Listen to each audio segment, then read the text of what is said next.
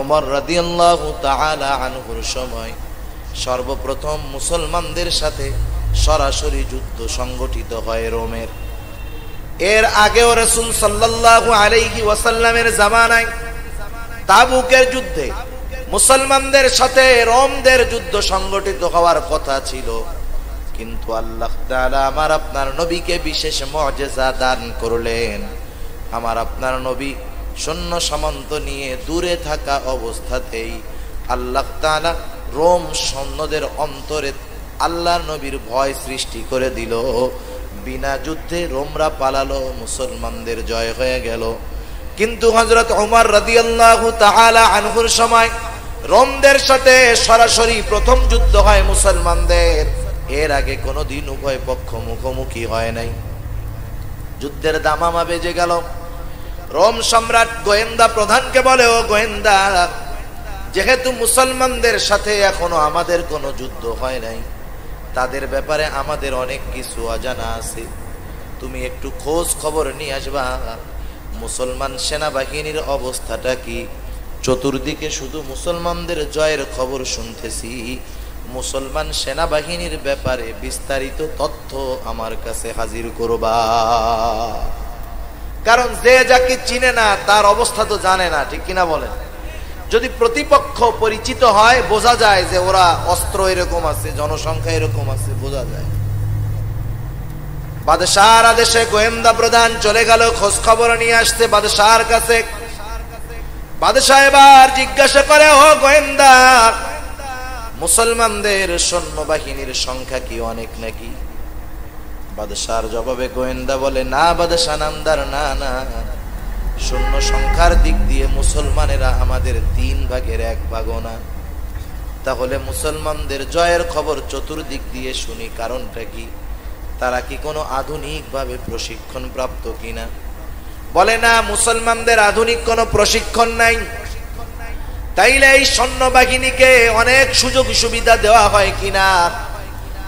গোয়েন্দা বলে, না বাদশাহ নামদার, মুসলমান সেনাবাহিনীর কোনো বেতন নাই, কোনো সুযোগ সুবিধা নাই। ওরা কেউ বা কৃষি কাজ করে, কেউ বা খেজুর বাগানে কাজ করে, কেউ বা ব্যবসা করে, কেউ বা অন্যর জমিতে কৃষি কাজ করে। কিন্তু যখন কোনো দেশের সাথে লড়াইয়ের সময় হয়, প্রয়োজন হয়, ওদের বাদশাহ ওদেরকে আহ্বান করে সব কাজ ত্যাগ করে যুদ্ধের ময়দানে তারা হাজির হয়ে যায়। আমি আমার সৈন্যবাহিনীর কত বেতন দেই, সুযোগ সুবিধা দেই, এরপরেও যুদ্ধ করতে চায় না। ওরা নিজের খায়া নিজের পয়রা যুদ্ধ করে, কারণ কি রে? গোয়েন্দা প্রধান বলে, বাদশাহ, এর কারণ দুনিয়াবি কোনো কারণ নয়। যুদ্ধের ময়দানে মুসলমানদের জয়ের কারণ, মুসলমানেরা যুদ্ধের ময়দানে এক উদ্দেশ্যে আসে না। আমাদের সৈন্যরা যুদ্ধের ময়দানে যায় জয়ের জন্য। জয় যদি না পায়, পরাজয়, সেই জন্য যখন পরাজয়ের আভাস পায় সব কিছু ফালায় রেখে পালায়। আর মুসলমান সৈন্যরা যুদ্ধের ময়দানে এক উদ্দেশ্যে যায় না, শুধু জয়ের জন্য যায় না। মুসলমানেরা যুদ্ধের ময়দানে নিজেদের জীবন উৎসর্গ করার জন্য যায়, মরার জন্য যায়। বাদশাহ একটু অবাক হয়ে গেল, কি ব্যাপার, কি বলে এটা? প্রতিটা মানুষ তো মৃত্যুকে ভয় পায়, পায় কি পায় না? আর এই মানুষগুলা মরার জন্য যায়, কারণ কি? গোয়েন্দার কাছে প্রশ্ন বাদশাহ। গোয়েন্দা বলে, ও বাদশাহ, মুসলমানরা প্রতিপক্ষের অস্ত্রের আঘাতে যদি মারা যায়, শাহাদাত নসিব হয়ে যায়। আর যদি শাহাদাত নসিব হয়ে যায়, তার ঠিকানা হয়ে যায় আল্লাহর জান্নাত। ওরা জান্নাতের নেশায় যুদ্ধের ময়দানে জীবন দিতে যায়। তাদেরকে এই গ্যারান্টি, এই সাহস কিসে দিল? বলে, ঈমানে দিল। এই জন্য তাদের অন্তরের মধ্যে ঈমান আছে, এই জন্য মরণকে ভয় পায় না। বাদশাহ এবার বলে, হায় রে, এরা তো আজীব মানুষ। যুদ্ধের ফলাফল যা হয় হোক, কিছু মুসলমান ইমানদারকে একটু দেখার দরকার, ঈমান পরীক্ষা করার দরকার। সেনা প্রধানকে ডেকে বলে, ও সেনা প্রধান, যুদ্ধের ফলাফল যা হয় হোক, কিছু জীবিত মুসলমান সৈন্য আমার কাছে ধরে আনবা। আমি একটু তাদের ঈমানটা পরীক্ষা করতে চাই। ঈমান পরীক্ষা করতে চায়। রোম সম্রাট, সে হলো খ্রিস্টান। সে কি বলেন? খ্রিস্টান। ঈমান পরীক্ষা করবে। একজন বেদিন, একজন নাস্তিক, সে মুমিনের ঈমান পরীক্ষা করতে চাইতেই পারে, কিন্তু একজন মুসলমানের বাচ্চা যদি বলে আয় তোদের ঈমান পরীক্ষা করব, তার মানে বুঝতে হবে ওইটা বেঈমান। ঠিক কিনা বলে? মুসলমানের সন্তান, তুই তো ঈমানদার, তুই আবার ঈমানের কি পরীক্ষা নিবি? তার মানে তুই বেঈমান। ঠিক কিনা বলেন? কথাবার্তা বুঝে শুনে বলতে হবে, কারণ ঈমান এমন জিনিস না বাবার সম্পদ পাইছো আর এটার মালিকানা তোমার কাছে থাকবে, এমন নয়। তুমি ঈমান এনেছো ঠিক, কিছু কথা আছে, কিছু কাজ আছে, এগুলা যদি করো আর বলো, তোমার ঈমান কোন সময় চলে যাবে তুমি টেরও পাবা না। তুমি তখন মানুষ মনে করবে মুমিন, অথচ তুমি থাকবা মুনাফিক। ঠিক কিনা বলেন? তোমার মৃত্যুর পরে তো জানাজাও হবে, হাজার হাজার মানুষ তোমার জানাজায় আসবে, মাইকে জিজ্ঞাসা করা হবে অমুক কেমন ছিল, সবাই বলবে ভালো ছিল, বলবে আপনারা সবাই মাফ করে দেন, সবাই মাফ করে দিবে। এরপরেও ওর জান্নাতে যাওয়ার উপায় আছে? কারণ ও মুনাফিক। ওর ভিতরে কি নাই জোরে বলেন? মুনাফিক হলো কাফেরের চাইতেও ডেঞ্জারাস, কাফেরের চাইতেও ডেঞ্জারাস মুনাফিক। কারণ যেই রোগের আলামত দেখা যায় সেই রোগের চিকিৎসা করা যায়। ঠিক কিনা বলেন? আপনার আমার জ্বর যখন আসে গা গরম হয়, গা গরম হলে বোঝা যায় যে জ্বর হবে, নাপা খাওয়ানো হলো, যদি না সারে এরপরে ভালো ট্রিটমেন্ট করানো যায়। কিন্তু যাদের ক্যান্সার হয়, ক্যান্সারের কোনো লক্ষণ প্রকাশ পায় না। লক্ষণ প্রকাশ পায় তখন যখন আর ফিরে আসার মতো উপায় থাকে না। একটা মানুষ যখন প্রায় 90% ক্যান্সারে আক্রান্ত হয় তখন টের পাওয়া যায়। কেমনে? হয়তো জিহ্বায় একটা ঘা হয়, হাতে একটা ফোড়া হয়, কিন্তু সেটা সারে না। দীর্ঘদিন না সারার পরে যখন টেস্ট করা হয়, ডাক্তার এবার রিপোর্ট দেয় যে আপনার তো ব্লাড ক্যান্সার হয়ে গেছে, কিন্তু ফিরে আসার মতো সুযোগ খুবই কম। কেমোথেরাপি নিয়াটিয়াও ফিরে আসতে পারে এরকম সংখ্যা হাজারে 2-1 জন। ক্যান্সার এত বিপজ্জনক হওয়ার কারণ ওর কোনো আলামত টের পাওয়া যায় না। ঠিক কিনা বলে? এই জন্য মুনাফিক ডেঞ্জারাস হওয়ার কারণ, কাফের তার পরিচয় প্রকাশ করে যে আমি কাফের। যদি কোনো ধর্মাবলম্বী হয় সে বলে আমি হিন্দু, আমি খ্রিস্টান, আমি বৌদ্ধ। নিজের ধর্মীয় পরিচয় বহন করে সে হয়তো মুসলমানদের বিরোধিতা করে, কিন্তু মুনাফিক নিজেকে মুসলমান দাবি করে মুসলমানদের বিরোধিতা করে। এটাই হলো বড় সমস্যা। এই জন্য কাফেরের চাইতে মুনাফিকের শাস্তি বড় কঠিন। আল্লাহ রাব্বুল আলামিন কোরআনুল কারীমের মধ্যে বলেন, ইন্নাল মুনাফিকিনা ফিদ দারকিল আসফালি মিনান নার। মুনাফিকদের স্থান হলো জাহান্নামের একেবারে তলদেশে। সেই জন্য যাদের কথার দ্বারা কাজের দ্বারা ঈমান চলে গেল, এই রকম মানুষ সমাজের মধ্যে অভাব নাই। যদি কেউ কোনো হারাম কাজ করে, মনে করেন একজন সুদ খায়, ঘুষ খায়, সুদ খায় ঠিক আছে, কিন্তু সুদকে সে হারাম মনে করে, পাপের কাজ মনে করে, তাহলে সে কবিরা গুনাহ করনেওয়ালা হলো। কিন্তু যদি কোনো ইমানদার 5 ওয়াক্ত নামাজি, তাহাজ্জুদ গুজারি, সে যদি সুদকে বৈধ মনে করে, সে বেঈমান হয়ে গেল। এজন্য দুনিয়ায় হারাম কাজ করবেন, করেন। আপনি হারাম কাজ করলে আমার কিছু হবে নাকি? আপনি যদি নামাজ না পড়েন, আপনি যদি শিরক করেন, মূর্তি পূজা করেন, আমার কোনো লস আছে? আমার কোনো লস নেই। আমার দায়িত্ব আপনাকে বলে দেওয়া, ভাই এটা হালাল, এটা হারাম। এতে তো আমি আপনার কল্যাণকামী, আমি আপনার উপকার করতেছি, ঈমান বাঁচানোর চেষ্টা করতেছি, আর আমি হয়ে গেলাম আপনার বড় দুশমন। এটা দুনিয়ার একটা নিয়ম। আপনি যার যত বড় উপকার করবেন, সে আপনাকে তত বড় বাস দিবে। এটা দুনিয়ার নিয়ম। আর আপনি একটা লোকের ঈমান বাঁচানোর জন্য চেষ্টা করবেন, এটা পৃথিবীর মধ্যে সবচাইতে বড় উপকার। ঠিক কিনা বলেন? সেজন্য সবচাইতে বড় উপকার যখন করবেন, সবচাইতে বড় বড় বিপদও আমার আপনার দিকে আসবে। এটা স্বাভাবিক ব্যাপার। রাসূলুল্লাহ সাল্লাল্লাহু আলাইহি ওয়াসাল্লাম মক্কার মানুষদেরকে দাওয়াত দেওয়ার আগে মক্কার মধ্যে অবস্থান করেছেন 40 বছর। কত বছর? হঠাৎ করে আইসাই বলেন নাই যে বলো লা ইলাহা ইল্লাল্লাহ, হঠাৎ করে এসে বলেন নাই। আল্লাহর নবী 40টা বছর তাদের মধ্যে থাকছেন। আমার আপনার নবীর শৈশব, কৈশোর, যৌবন সব তাদের মধ্যে অতিবাহিত হয়েছে। আল্লাহর নবী এতটা আমানতদার ছিলেন যে 20 বছর বয়সে মক্কার কাফেরেরা আমার আপনার নবীকে আলামিন উপাধি দিয়ে দিয়েছে। আল্লাহর নবীর যৌবন তো এমন একটা যৌবন ছিল যেই যৌবনের মধ্যে ন্যূনতম কোনো অপরাধ নাই। রাসূলুল্লাহ সাল্লাল্লাহু আলাইহি ওয়াসাল্লাম যখন দ্বীনের দাওয়াত দেওয়া শুরু করলেন, আবু জেহেল, উতবা সাহেবা আমার আপনার নবীর বিরোধিতা করেছে ঠিক, কিন্তু কোনদিন আমার আপনার নবীর চরিত্রের ব্যাপারে কিছু বলতে পারে নাই। কোনদিন এই কথা বলতে পারে নাই যে মুহাম্মদ জীবনে একটা মিথ্যা কথা বলছে। বলতে পারবে? আমার আপনার নবী কোনদিন মিথ্যা কথা বলেন নাই, কোনদিন আমানতের খেয়ানত করেন নাই, কোনদিন কোন পাপের কাজে লিপ্ত হন নাই, কাউকে কথার দ্বারা কোনো কষ্ট দেন নাই, সবার সাথে ভালো আচরণ করেছেন, সদাচরণ করেছেন। এমন এক মহান চরিত্রের অধিকারী ব্যক্তি যখন 40 বছর পরে তার কওমের কাছে বলল, ও আমার সম্প্রদায়, বলো লা ইলাহা ইল্লাল্লাহ তুফলিহুন, বলো আল্লাহ ছাড়া কোনো ইলাহা নাই, তোমরা সফল হয়ে যাইবা। যখন তাদের সবচাইতে বড় উপকার করার প্রচেষ্টা করলেন, যখন তাদেরকে জাহান্নামের পথ থেকে জান্নাতের পথে ডাকলেন, বলেন তো 40 বছর আগে যেই মুহাম্মদ সবার কাছে প্রিয় ছিল, শুধুমাত্র এত বড় উপকার করার চেষ্টা করার কারণে ওই মুহাম্মদ আবু জেহেল উতবা সাহেবার সবচাইতেই বড় দুশমন হয়ে গেল।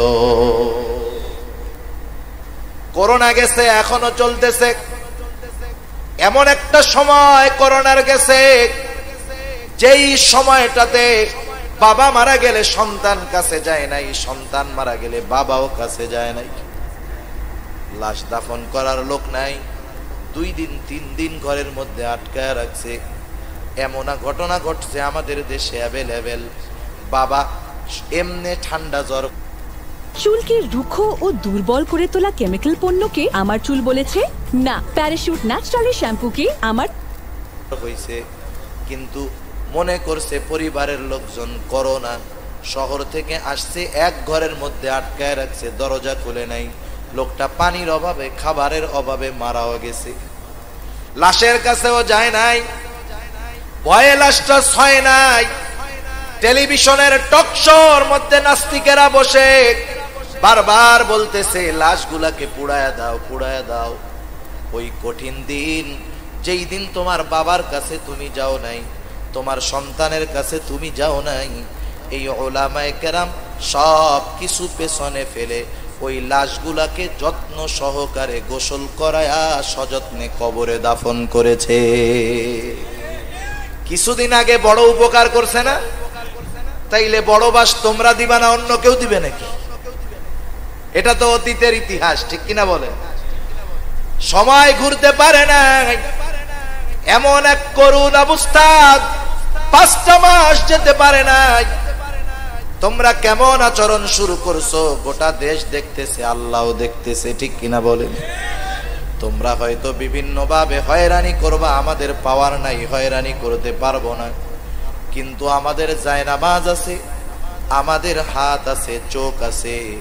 এই হাত দ্বারা আল্লাহর কাছে হাত তুলে চোখের পানি ছেড়ে এমন আদালতে মামলা করব যেই আদালতে কোনোদিন কেউ বেইনসাফি হয় না।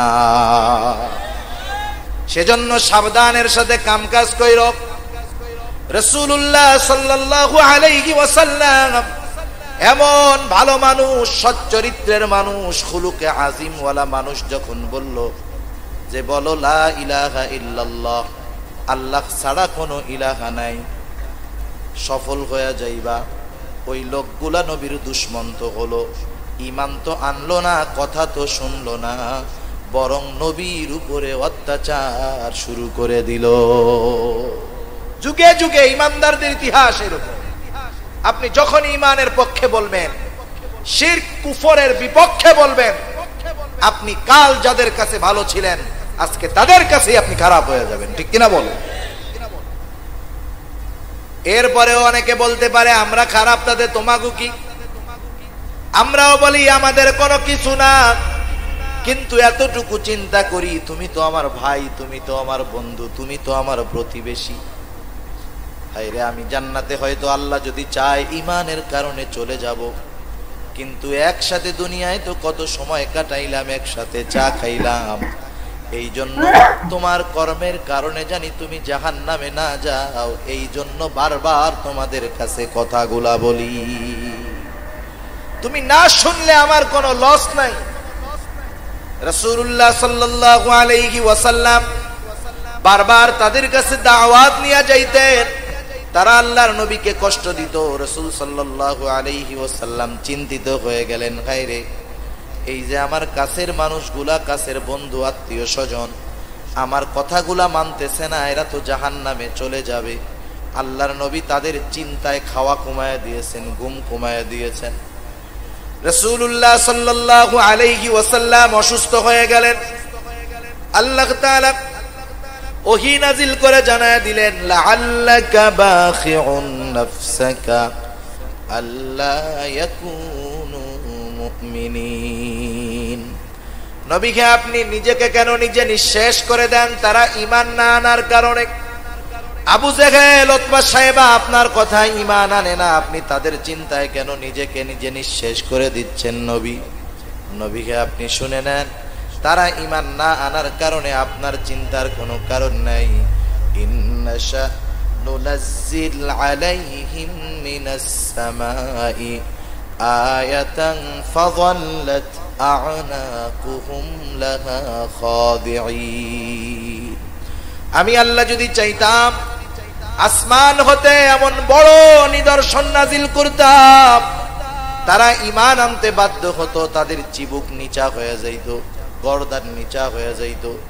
অহংকারের কারণে তারা ঈমান আনে না, তারা ঈমান আনতে বাধ্য হতো। মুফাসসিরিনে কেরাম বলেন, আল্লাহ তাআলা যদি চাইতেন নবীর সাথে দুইজন ফেরেশতা পাঠায়া দিতে পারতেন। এক একজন ফেরেশতার বিশালতা কত বড়! সারা দুনিয়ার সব পানি যদি একজন ফেরেশতার মাথায় ঢেলে দেওয়া হয়, ওই পানি গড়ায়া তার পা পর্যন্ত আসবে না, এত বড়। এইরকম দুইজন ফেরেশতা যদি দুই পাশে থাকতো, দুইজন ফেরেশতার হাতে যদি দুইটা মুগুর থাকতো, লাঠি থাকতো, আর আল্লাহর নবী ওই দুইজনরে নিয়া আবু জেহেলের কাছে গিয়া যদি বলতো, আবু জেহেল বলো লা ইলাহা ইল্লাল্লাহ, বলেন তো আবু জেহেল বলতো কিনা? কইতো নি? কইতো যে আমি তো কইছি, আমার 14 গোষ্ঠীর গুলাও আমি একা কইয়া দিলাম। এই যে আবু জেহেল ঈমান আনতো আল্লাহর নবীর কথায় না, এই দুইটার ভয়, ঠিক কিনা বলেন? কিন্তু আল্লাহ তাআলা এমনটা চান না, এমন দায়িত্ব আল্লাহ তাআলা কাউকে দেন নাই। কোন নবীকে আল্লাহ তাআলা দেন নাই যে কোন নবী জোরপূর্বক কাউকে ঈমান আনাবে, এটা নবীর দায়িত্ব না। কোন আলেম যারা আম্বিয়া আলাইহিস সালামের ওয়ারিস, এদেরও দায়িত্ব না কাউকে জোর করে গুনার থেকে ফিরাবে, কাউকে জোর করে জান্নাতের পথে নিবে। তাদের মূল দায়িত্ব হলো যখন যেভাবে বলার প্রয়োজন সঠিক কথাটা কানে পৌঁছায়া দিবে। আমল করবে তো নাজাত, আমল না করবে তো ওর কপাল ও পোড়াবে। পাপ করার পরে যদি এই অনুভূতিটা থাকে যে না পাপ তো করতেছি, কিন্তু সমস্যা কি? পাপ করে ওই পাপ প্রতিষ্ঠিত করার জন্য প্রতিযোগিতা করে, ঠিক কিনা বলে? নিঃসন্দেহে বেঈমান সে যে হয় হোক। তা যে কথার থেকে গেলাম, কেন করে? কারণ ঈমানের দাম বোঝে না, ঠিক কিনা বলেন?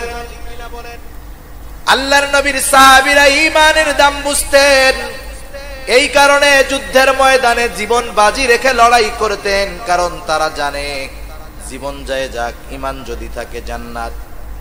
রোমের বাদশারও দেখতে মন চাইছে ঈমানদারদের ঈমান কেমন। সেনা প্রধান রে বলে দিছে, সেনা প্রধান যুদ্ধের ফলাফলটা যা হয় হোক, কিছু জীবিত মুসলমান সৈন্য আমার কাছে ধরে আনবা, আমি একটু পরীক্ষা করতে চাই তাদের ঈমানটা কেমন। যুদ্ধ শুরু হয়ে গেল। ঘটনাক্রমে মুসলমানদের একটা দল কাফেরদের হাতে বন্দী হয়ে গেল। বাদশাহর আদেশ, সেনাপ্রধান ওই মুসলমান দলকে বন্দী করে রাজধানীতে পাঠায়া দিল। বাদশাহর কাছে খবর দেওয়া হলো, বাদশাহ, মুসলমানদের একটা জীবিত দল আটক করা হয়েছে জেলখানায়, আপনি আদেশ দিলে আপনার কাছে হাজির করা হবে। বাদশাহ বলে, আগামী দিন সকালবেলায় আমার সামনে হাজির করবা। সকালবেলায় রাজ দরবারে বাদশাহ সিংহাসনে উপবেশন করলো। বাদশাহর আদেশে মুসলমান দলকে বাদশাহর সামনে হাজির করা হলো। এমন একটা দল, তাদের দিকে তাকায়া বোঝা যায় না এই লোকগুলাকে যুদ্ধের ময়দান থেকে আটক করা হয়েছে। কারণ সৈন্যবাহিনী যখন যুদ্ধের ময়দানে যায় সৈনিকের পোশাক থাকে, যুদ্ধের পোশাক থাকে। এদের চেহারা দেখে বোঝা যায় না এরা যুদ্ধ করতে আসছে। শুধু যুদ্ধ করতে আসছে তা নয়, এরা যুদ্ধ করতে আসছে পৃথিবীর তৎকালীন সময়ের অন্যতম পরাশক্তির বিরুদ্ধে যুদ্ধ করার জন্য আসছে। গায়ের মধ্যে যুদ্ধের কোনো পোশাক নাই, না আছে গায়ের মধ্যে লৌহবর্ম, না আছে মাথার মধ্যে শিরস্ত্রাণ, না আছে পায়ের মধ্যে জুতা। এরা এমন, চেহারার দিকে তাকাইলে মনে হয় কিছু বোঝা তো যায় না। চুলগুলা, দাড়িগুলা, চেহারাগুলা ধুলায় মলিন, পায়ের মধ্যে জুতা নাই, জামাটাও ছেঁড়া। এই মানুষগুলা রোমের সৈন্যের বিরুদ্ধে যুদ্ধ করার জন্য আসছে।